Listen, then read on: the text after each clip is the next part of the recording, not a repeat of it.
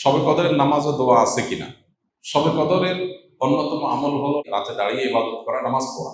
এই জন্য আমরা লাইলাতুল কদরে ইনশাআল্লাহ তৌফিক অনুযায়ী দুই রাকাত করে করে লম্বা লম্বা কেরাত, লম্বা লম্বা রুকু, লম্বা লম্বা সিজদা দিয়ে খুব মনোযোগের সাথে দীর্ঘ সময় নিয়ে আমরা নামাজ আদায় করার চেষ্টা করব। এটাই হলো লাইলাতুল কদরের নামাজ। এর কোনো রাকাত সংখ্যা নাই যে এত রাকাত পড়তে হবে, যার যতটুকু তৌফিক হয় 2 রাকাত, 4 রাকাত, 6 রাকাত, 8 রাকাত তারাবির পরে রাতভর আমরা সেই নামাজগুলো পড়তে থাকবো ইনশাআল্লাহ। নামাজের পাশাপাশি লাইলাতুল কদরে করার জন্য স্পেশাল আমল নবী করিম সাল্লাল্লাহু আলাইহি সাল্লামের পক্ষ থেকে রেকমেন্ডেড আমল একটাই আছে, সেটা হলো মা আয়েশা রাদিয়াল্লাহু তাআলা বর্ণিত হাদিসে যে দোয়ার কথা আমরা জানি, সেটা হলো আল্লাহুম্মা ইন্নাকা আফুউন তুহিব্বুল আফওয়া ফাফু আন্নি। হে আল্লাহ, আপনি ক্ষমাশীল, ক্ষমাশীলতাকে পছন্দ করেন, অতএব আমাদেরকে ক্ষমা করে দিন। এই দোয়া বেশি বেশি করে করা।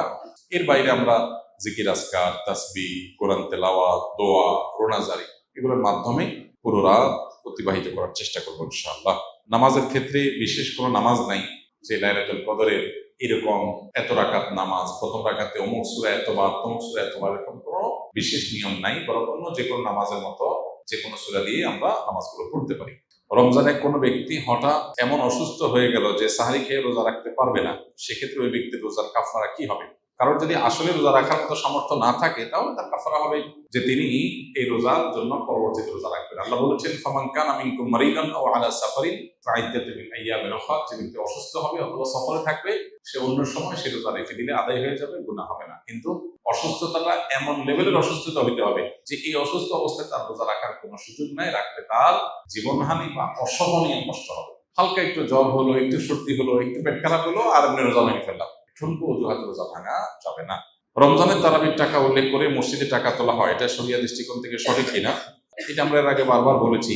তারাবিতে বিশেষ করে হাফেজরা কোরআন তেলাওয়াত শুনিয়ে টাকা গ্রহণ করা জায়েজ নাই, দেওয়াও জায়েজ নাই। হ্যাঁ, হাফেজরা যেহেতু রমজানে মসজিদে তারা তারাবি না, ওয়াক্তিয়া নামাজ তাদের পড়াইতে হয়, সেক্ষেত্রে ওয়াক্তিয়া নামাজের ইমাম হিসেবে তাদেরকে নিয়োগ দিয়ে নিয়মতান্ত্রিকভাবে বেতন দেন, বোনাস দেন, সেটা ঠিক আছে, এবং সেটার জন্য টাকা নিলেও অসুবিধা নেই। রমজানে ফজরের নামাজ পড়ে ঘুমায় কেন সবাই, যেখানে অন্যদিন সমূহে ফজরের নামাজ পড়ে ঘুমাতে নিষেধ করা হয়েছে? ফজরের নামাজের পর ঘুমাতে সরাসরি কোরআন বা হাদিসে নিষেধ করা হয়নি, তবে কোরআন এবং হাদিসের আলোকে ওলামায়ে কেরাম সকালের ঘুমকে অনুত্তম বলেন। এর মানে এই না যে সকালের ঘুমটা কোরআন বা হাদিসে পরিষ্কারভাবে নিষিদ্ধ। একটা সময় নবী সাল্লাল্লাহু আলাইহি ওয়াসাল্লাম ঘুমাতে অপছন্দ করতেন, সেটা হলো মাগরিবের পরে। আয়েশা রাদিয়াল্লাহু তাআলা আনহা বলেছেন, কানা নবী সাল্লাল্লাহু আলাইহি ওয়াসাল্লাম ইয়াকরাহুন নাওমা ক্বাবলা আল ইশা ওয়াল হাদিসা বা'দাহ। নবীজি এশার আগে ঘুমানো অপছন্দ করতেন, আর এশার পরে কথা বলা অপছন্দ করতেন। এশার পরে ঘুম, আর এশার আগে কোনো ঘুম না। এর বাইরে ফজরের পরে তিনি সাধারণত তার যে লাইফস্টাইল, তার যে দৈনন্দিনের রুটিন ছিল, সেখানে ফজরের পরে ঘুমের রুটিন ছিল না, বা ঘুমের রুটিন পাওয়া যায় না। তিনি ফজরের পরে ব্যক্তিগত আমল করতেন, জিকির আজকার করতেন, লম্বা সময় ধরে অন্যান্য কাজ করতেন। এরপরে তিনি কাইলুলা করতে যেতেন দুপুরে। এটা ছিল তার লাইফস্টাইল। কিন্তু দুর্ভাগ্যজনক বাস্তবতা হলো আমাদের সমাজে, বিশেষ করে এই আমরা যারা মুসলিম দেশের বাসিন্দা আছি, অদ্ভুত এক জীবন আমাদের। আমরা রাতে দেরি করে শুই, আবার ফজরের পরে শুয়ে থাকি। এটা আমাদের অভ্যাস। পৃথিবীর যত উন্নত দেশ আছে, সেটা পূর্বে হোক পশ্চিমে হোক, গোটা বিশ্ব জুড়েই দেখবেন যে বেশিরভাগ উন্নত দেশগুলোতে মানুষ রাতে তাড়াতাড়ি ঘুমায়, আর ভোরে উঠে কাজ শুরু করে, পড়ালেখা শুরু করে, কোনো ঘুম নাই। মুসলিম কান্ট্রিগুলো অদ্ভুত যে আমাদের অভ্যাসটা হলো তার উল্টা। মিডিল ইস্টেও বলেন, এশিয়াতেও বলেন, মুসলমানদের অবস্থায়। অর্থাৎ নবীজি সাল্লাল্লাহু আলাইহি ওয়াসাল্লামের সুন্নাতটা আমাদের মধ্যে নাই, অমুসলমানদের মধ্যে তাদের হয়তো অজ্ঞাতসারেও তাদের মধ্যে আছে। তো যাই হোক, এটা হলো সকালের ঘুমের কথা। এখন কত হলো রমজানে যে মানুষ সকালে ঘুমায়, এর উত্তর হলো যে রমজানেও যদি কেউ সকালে না ঘুমিয়ে থাকতে পারে সেটা ভালো। কিন্তু পৃথিবীর সেট আপটা এমন ভাবে করা হয়েছে যে 9টা to 5টা অফিস, স্কুল, কলেজ, মাদ্রাসা সব এরকম করা হয়েছে। কেন আর্লি মর্নিং একদম ভোরে শুরু হয়ে দুপুরের মধ্যে শেষ হয়ে যাবে, এমন হতে পারতো না?